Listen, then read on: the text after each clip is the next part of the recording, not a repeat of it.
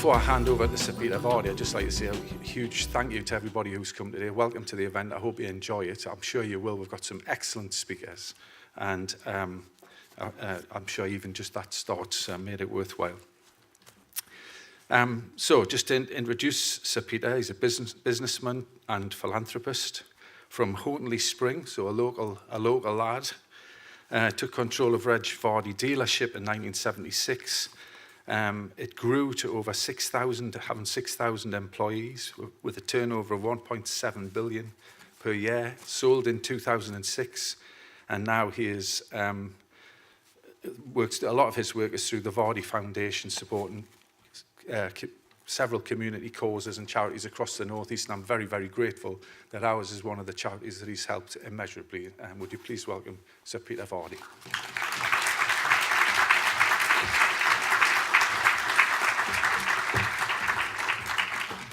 Thank you very much, John. And we couldn't have got off to a better start to suggest that if we want to make the world a better place, and I'm sure that's what we're all here for today, to try and improve the life chances of so many people.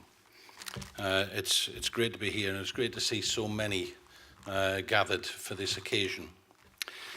As John said, I've been in the motor industry all my life, and in business we all recognise that our greatest asset are our people. Recruiting and training is vitally important to a company's success.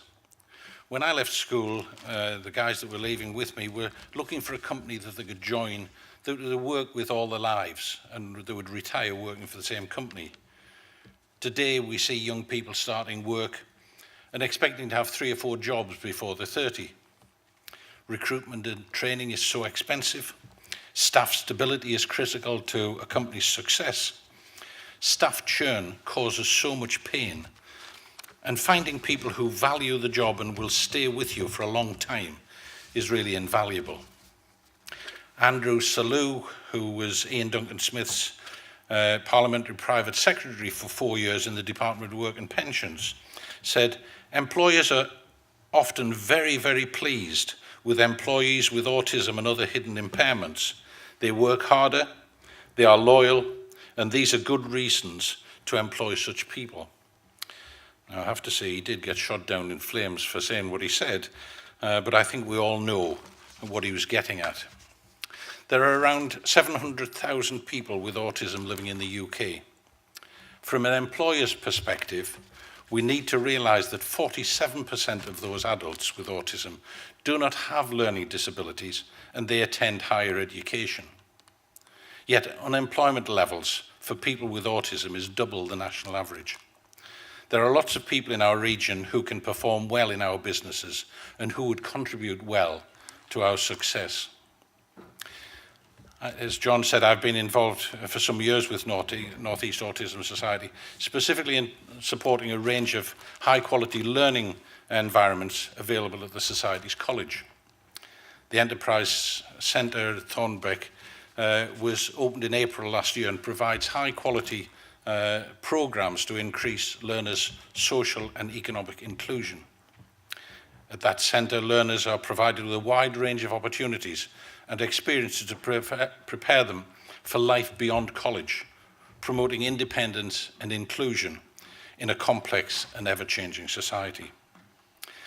I was therefore delighted and honoured to be invited to chair the Employment Futures event, launching the concept for the North East Autism Society's brand new employment service here at the prestigious Sage Gateshead, where again I've been a supporter for a number of years. And is Abigail here? Oh, she's there. I was just talking to Abigail. Abigail's the managing director of Sage, and it'd be nice to introduce her. I was just talking earlier, we were having a cup of coffee before this started, and she was just telling me about all the initiatives that Sage Gateshead are involved with. Come on, Abigail, just come and have a... Give her a warm welcome, because it's a...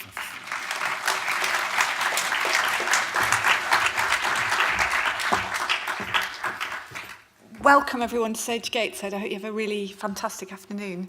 We were founded as an international centre for excellence in performance and as an education centre.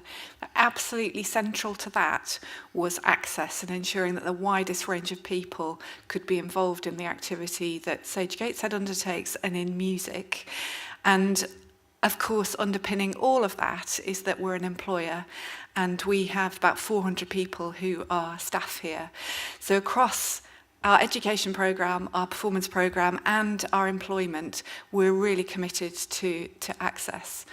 Just 3 examples of ways in which we're engaged with autism.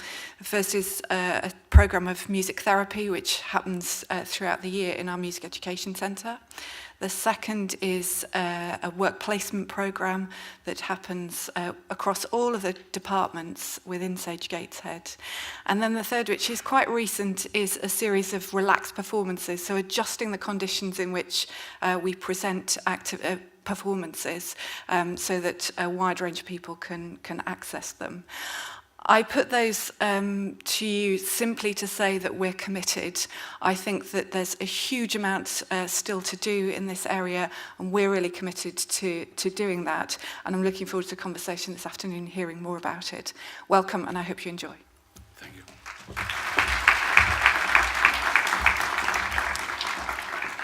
I did rather have a blonde moment earlier on where they tapped another young lady on the shoulder thinking she was Abigail, and she obviously wasn't, so I apologise for that.